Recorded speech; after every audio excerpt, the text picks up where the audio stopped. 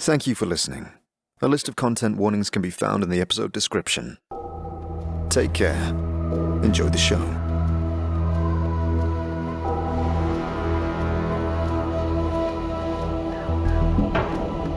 Planescape Torment, the Unofficial audio series. A narrative let's play adapted and produced by RevocerGM. Combining in-game audio with additional voice acting through dialogue and descriptions to improve your listening experience. Rediscover the amazing story of the 1999 cult classic isometric video game, Planescape Torment, like you've never heard before.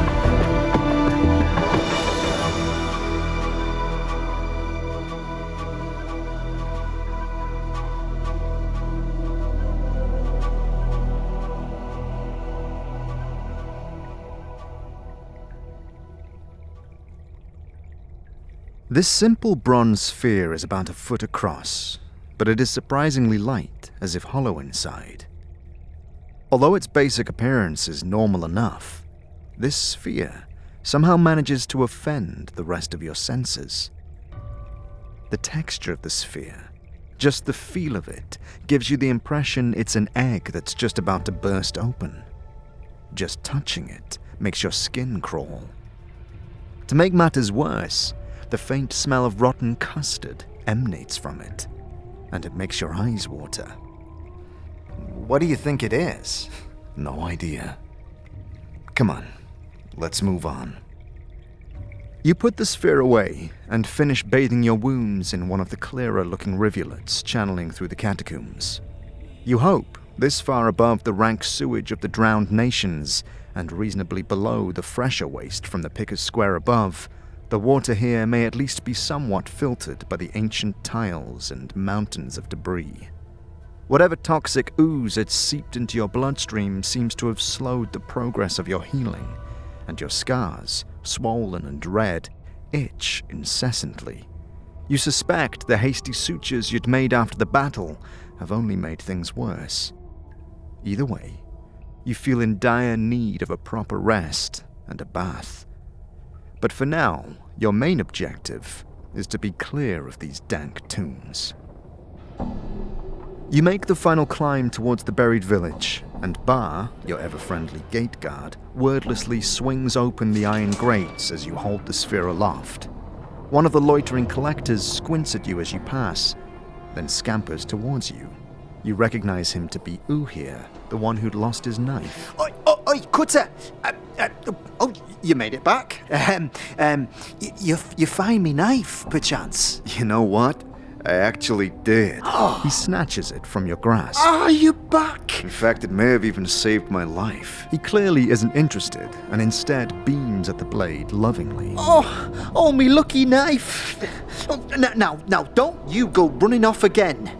Thank you, Cutter. He slides the blade into its sheath with a smile and scurries away. You're welcome, I guess. Impressed, and a little surprised by your return, Bish, Pharod's lieutenant, ushers you down into the courtroom, and you see the old man stooped over a dusty tome, muttering to himself. It strikes you that when you first strode down this aisle towards him, you were both fearful and excited. Now, you see this crotchety figure and begin to wonder how many years have passed since the instructions to seek this man had been penned onto your back, and how relevant they may still prove. Corpse. Pharod turns as you approach, his crutch clacking on the cobbles of the court. He licks his lips and smiles expectantly. Have you brought me what I asked for? Your bauble. Here it is. Pharod's eyes gleam as you hand him the bronze sphere. He touches it gingerly, almost reverently. Yeah.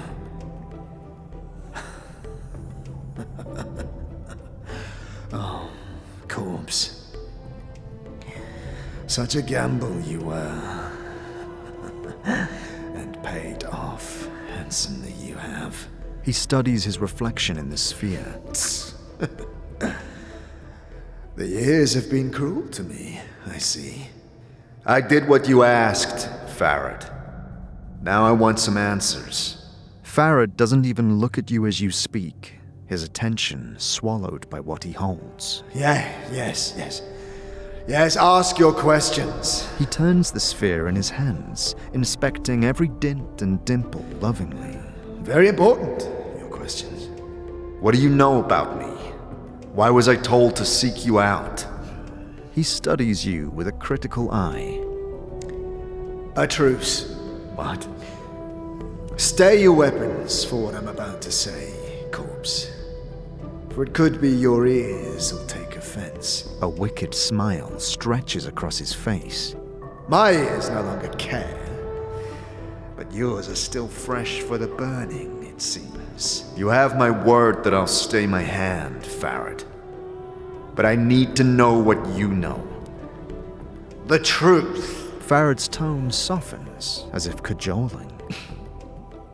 The truth was stretched a bit from my mind to my tongue when we first spoke, corpse. In all terrible honesty, I know little about you. He raises a withered finger. Yet, hear me out. Pharod, this better be worth hearing. You're a cutter who plays at being dead, as I see. He squints at you.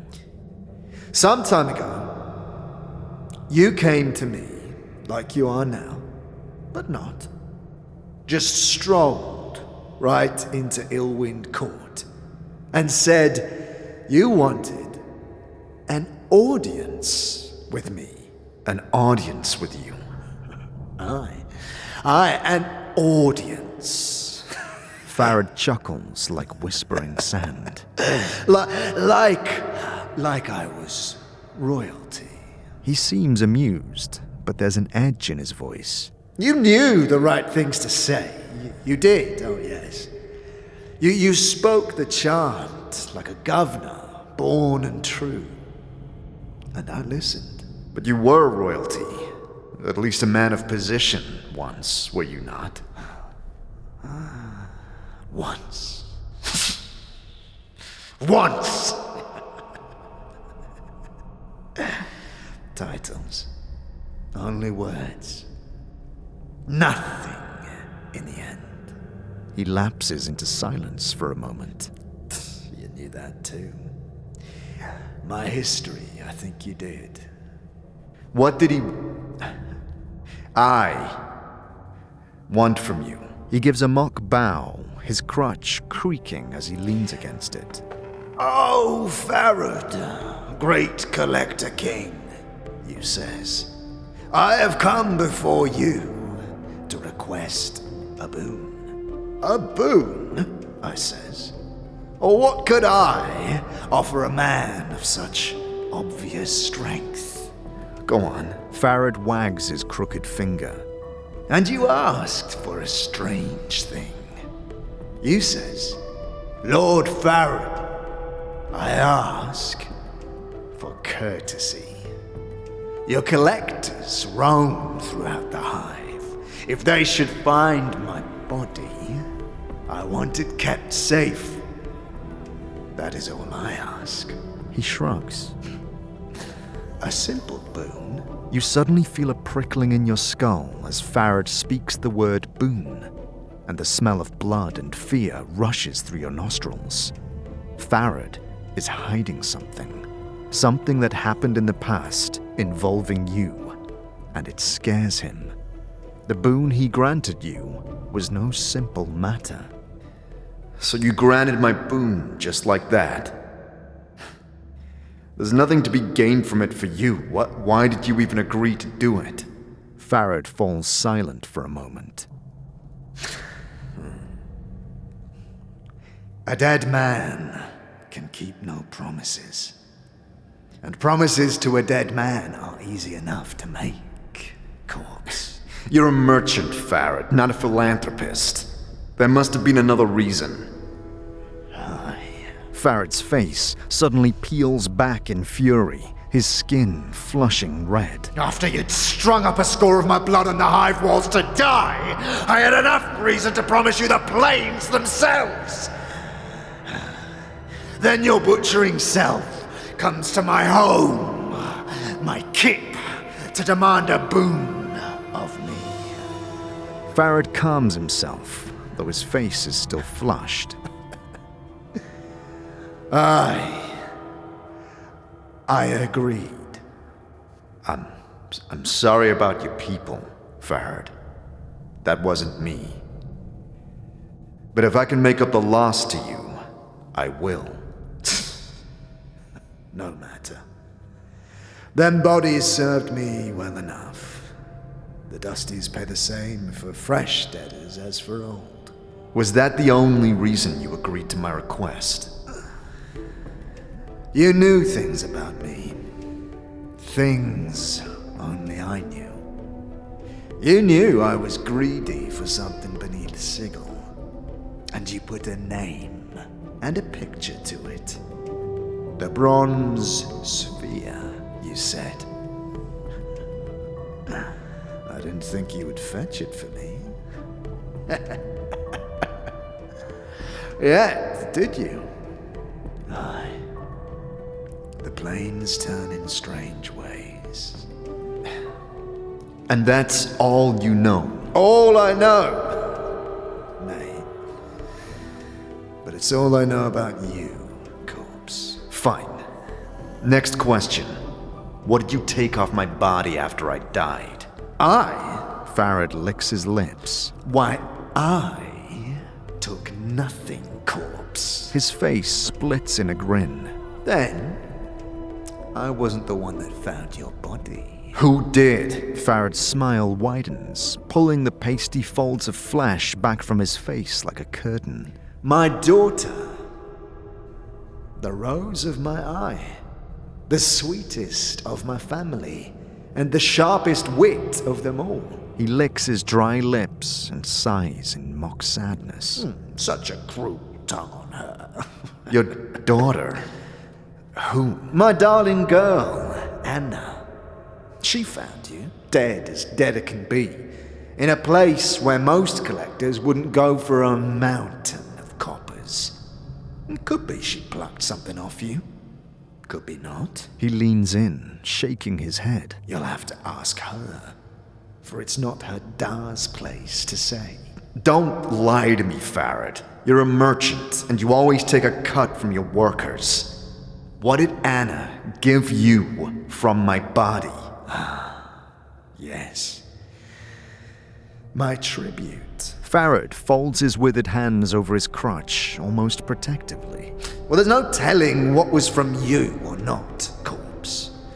Most like there was nothing. Pharod, my patience is at an end. There'll be nothing left of you, all this village, if you don't hand over this tribute. Pharod is silent for a moment. He taps his fingers against his crotch, slowly. Well? Where is the decency of man gone? Pharod grumbles, shaking his head. A courtesy I am doing for you, corpse. Such a courtesy. Pharod parting with anything. It'd be the dead book for me if anyone heard. Wait here.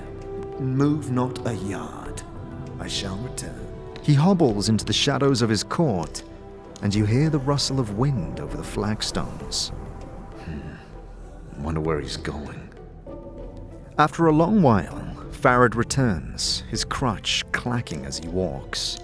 In his hands, he holds a number of items which he passes off to you. You will be silent on this and accept the blessing I even remembered. Some coins, bandages, a scrap of paper, and a ring. When I awoke in the mortuary, I was missing a journal. Where is that? Pharod squints at you, the folds of flesh coming down almost over his eyes. A journal you did have when we spoke last. As it lost itself. Now, these eyes have not seen it. But keep them peeled, I will. I would love to read such a magnificent work. Fine. Next thing, your daughter, Anna. Where is she? Where's Anna? Pharod shrugs.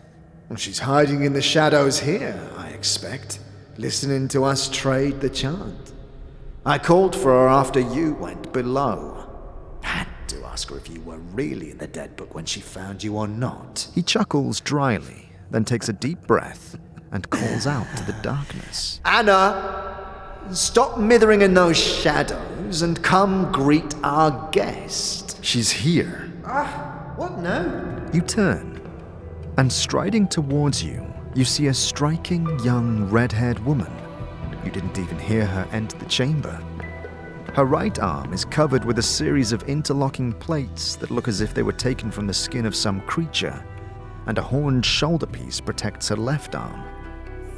But what you immediately recognize is that she has a tail that flicks back and forth as you watch, and you remember. Looks like the Dusty's lost one of the deadest. I've never seen something so ugly, I've not. You're Anna. I met you in the hive, outside the mortuary. She ignores you and turns to Pharod. What's this about then? I'm not playing the leash pull with a scared dog, so's I'm not. Get one of your other gullies to do it. Anna, rose of my eye, have I not taught you to respect the dead? A thin smile worms across Pharod's face, and he makes a slight bow towards you. This resourceful corpse needs to know where you found him. Hey, what you on about? She squints at you. He's not a deader. Yes. My mistake. Pharod nods, then his voice drops dangerously. Yet, my darling Anna, that still makes it your mistake. For this one only had one foot in the dead book when you brought him to me. He gives the flagstones a light tap of his crutch. He woke up, sought me out. Most embarrassing. So? Anna glances at you, then shrugs. He shouldn't have been playing dead on the hive while I'm about, or he'll wake up in a Dusty's arms, he will. Well, maybe you could have checked to see if I was alive before dumping me off there. Oh, aye, and maybe you should have been more careful, and maybe you wouldn't have been lying face down and stone still on the alley cobbles like a deader, aye? Tell me where you found my body, or I'll show you what it's like to be lying near dead in an alley. I'm not afraid of you. Anna's hands spring out in front of her, and she draws two wicked punch daggers from her sleeves. You'd best step down, or you'll have these in your eyes, you will. All right, that's enough. Show him where you found his body, Anna. Take him to the haunted alley. Pharod studies Anna for a moment, then grins and turns to you. If you happen to lose my darling Anna on the way to the alley, corpse, you come back and see Pharod. I'll guide you. Anna sneers at Pharod, then throws a glance at you. Come on then. She steps back and flips her daggers in a deft motion, concealing them somewhere within her armor. And keep your steps quick. Check. I've little time to waste on the likes of you. Wait, now? I'm not ready. We've just now come back from the tombs. Oh, aye. Oh, well then, you can sniff out your grave on your own, you idiot. I'm not waiting for... Pharod's voice is quiet, but it cuts through her speech like a knife. Be his minder. See that he comes to no harm while in the village. Then, guide him to where he wishes to go. Anna spits on the ground. Pox on you both. Look, it's fine. We don't have to wait. Let's just go. Aye then.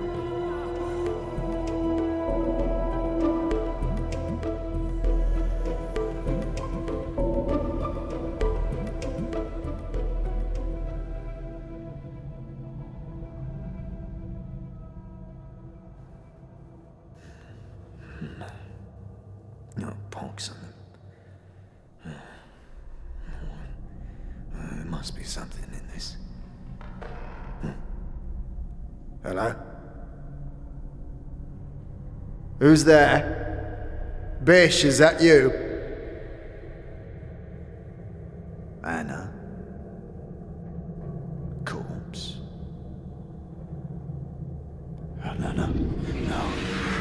No. Stay back. Fiend.